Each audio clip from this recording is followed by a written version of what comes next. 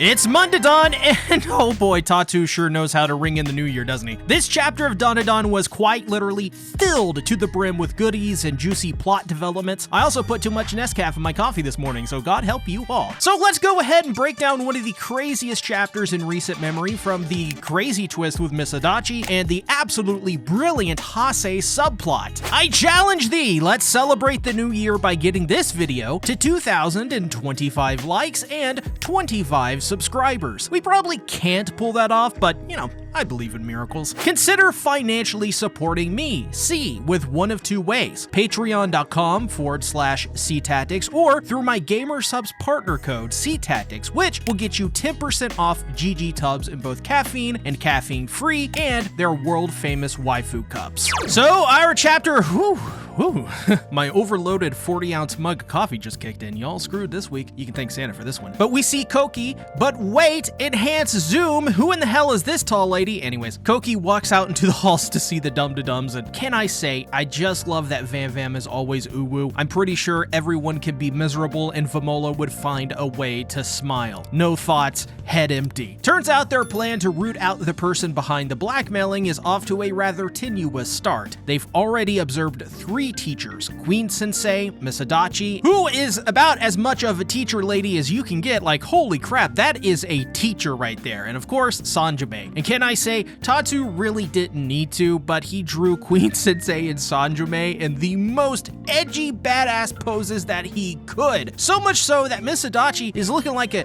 Persona 4 NPC, though.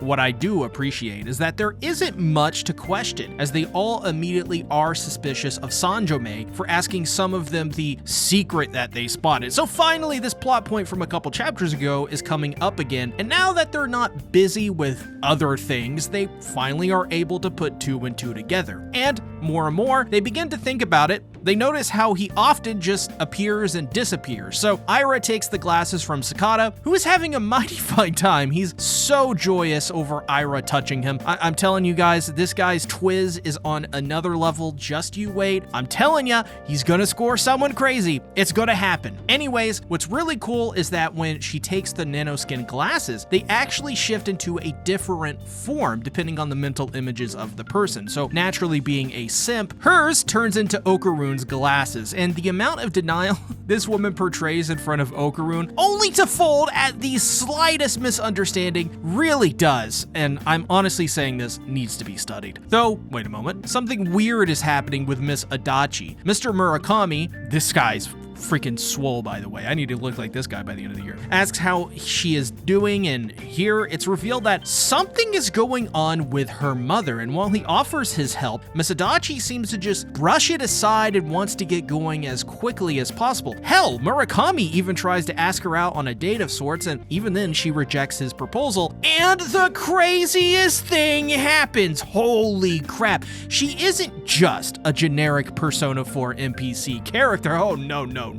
She's in on it too. This is insane. I'm really interested now, because as it so turns out, Miss Adachi is the person behind the Zhongshu attack. She is the person behind the grasshopping undead. This raises so many questions, like who else in the school is a yokai user? Because of Miss Adachi, the NPCs can beat one. So because of that, honestly, I think generally speaking, all bets are off. And the plot begins to thicken even more. Hase, the popular bully guy that tried to get with Momo through Okarune in like, chapter 8 or something, well, he's back once more. And while trying to pick up some more girls, he notices on his phone that the ladies are talking about how much hotter Okarune has been as of late. And maybe it's karma, maybe it's just the chickens coming home to roost, but Hase, suddenly everyone in school seems to turn on him to a degree. Almost immediately, he is not seen as the popular hot guy. Now, everyone is talking about him and staring at his outburst for calling the girl a skank, and so it is revealed Hase has been in contact with the person who is giving out these blades. Sanjime, most likely. It seems that Hase doesn't at all like that people are paying more attention to Okarune because he's hot, which is causing him to do all sorts of things like, I don't know, collapsing in on himself and losing grip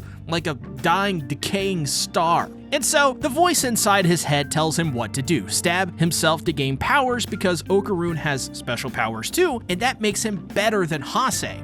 I mean, This guy is just playing on his weaknesses, which is his fragile ego. But not only that, we get another very helpful moment here as we get more concrete information on how the blades work, and it's as expected. You simply have to make them admit defeat and then stab them to take their powers. It's just nice to have this confirmed once again. So how in the hell is Hase going to make Okarun admit defeat? What could he do that would make Okarun do that? Because as we've seen, Takakura, especially when he is with Momo, just never admits defeat. This is because from the very beginning of the series, his whole purpose is to protect Momo and make sure that she is saved. That's why we've seen him go through a lot of what he has and why he's been so successful. It gives him purpose. And we'll get much more later into that because I have a theory pertaining to this later in the video. So he stabs himself with the blade, and as the chapter ends, we get this awesome visual of his yokai. Now, if anyone has any guesses as to what this yokai is, put it down in the comments below. I would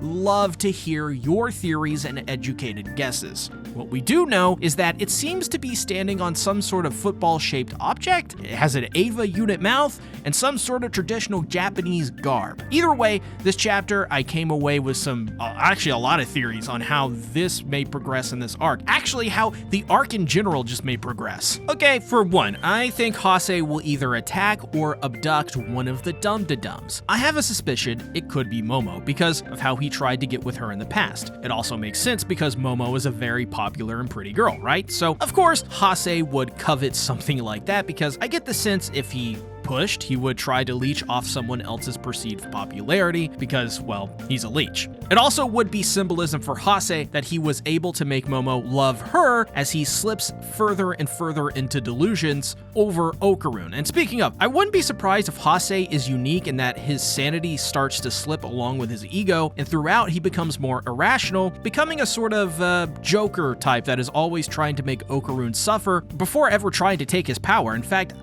he may not even try to take Okarun's power. That could also be the key to his downfall as well, because maybe he does. Maybe he doesn't want to just defeat Okarun, and maybe he wants to take his power. Maybe he wants to make him suffer just as much as he has, whatever that means. So he takes the girl, he takes his power, potentially, and he takes his life. Now, we also do know that Okarun has no powers, and the mysterious figure, probably Count Saint Germain, doesn't seem to know that either. So what Okarun could do is simply admit defeat to save Momo, knowing that he won't get anything anyways, because he has no powers. It would be interesting.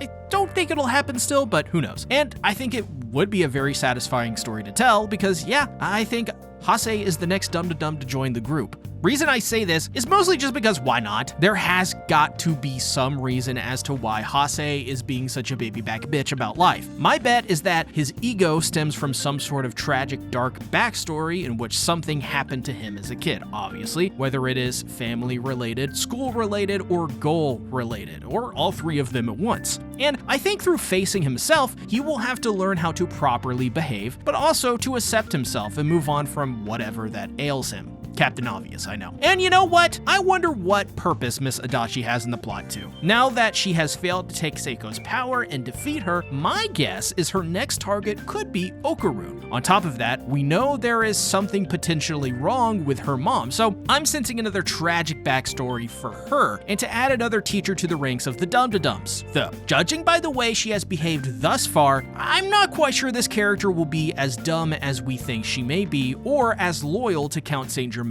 as we think she would be. I have a suspicion this one will be a smarty. Just a hunch, but the big correlation between everything going on is that Count Saint Germain most likely is trying to prey upon people's weaknesses to use it as a way to manipulate them into attacking the targets he needs the powers of. Captain Obvious, I know. So I sense in the future that Count Saint Germain's downfall could very well be the weaknesses that he once preyed upon. The one thing in life that seems to be a constant is turning weaknesses into strengths. So what happens when the good little soldiers actually start to wake up? Well, I think that whatever that is may be be the key to Count Saint Germain's downfall. If it can happen to Koki, it can happen to anyone, and honestly, I dated the teacher in Persona 5, so I'm a little biased. My challenge is simple: 2,025 likes and 25 subscribers to ring in the new year. It's a very big goal to try and reach, and we may not, but I believe either way. As well, check out Gamersupps and use my partner code to get 10% off all orders. I'll see you guys next Dandadan for some Dandadan. Bye-bye.